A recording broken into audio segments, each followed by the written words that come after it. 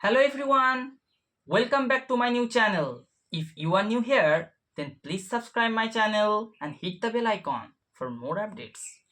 Dyer সাথে এতগুলো preposition ব্যবহার করা যায়, কিন্তু সমস্যা হলো কোনটা কখন ব্যবহার করব এটা নিয়ে। তো চলো দেখা যাক কোনটা কোথায় কেমনভাবে ব্যবহার হচ্ছে। ডায়ের সঙ্গে অফ, ইলনেস, ডিজায়ার অথবা হাঙ্গার এই অর্থে ব্যবহার করা হয়। For example, he died of cancer, সে ক্যান্সারে মারা গেল, মানে একটা ডিজিজ অর্থাৎ রোগের কারণে মারা যাচ্ছে। From, over eating, over drinking বা ফুড পয়জনিং এমন ক্ষেত্রে ব্যবহার করা যায়। For example, he died from over eating, অর্থাৎ সে মারা গেল বেশি খাওয়ার কারণে, তাই এখানে ফ্রম হয়েছে। বাই, সুসাইড অথবা ভায়োলেন্সের ক্ষেত্রে ব্যবহার করা যায়। For example, he died by violence, সে হিংসার কারণে মারা গেল, তাই এখানে বাই হয়েছে।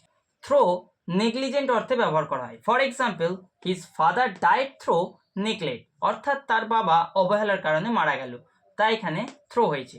ফর, কান্ট্রির পারপাসে ব্যবহার করা হয়। For example, the soldier died for his country, সৈনিকটা তার দেশের জন্য মারা গেল। ইন, অ্যাক্সিডেন্ট, ব্যাটেল, বেড অথবা ডাই ইন হারনেস এই অর্থে ব্যবহার করা হয়।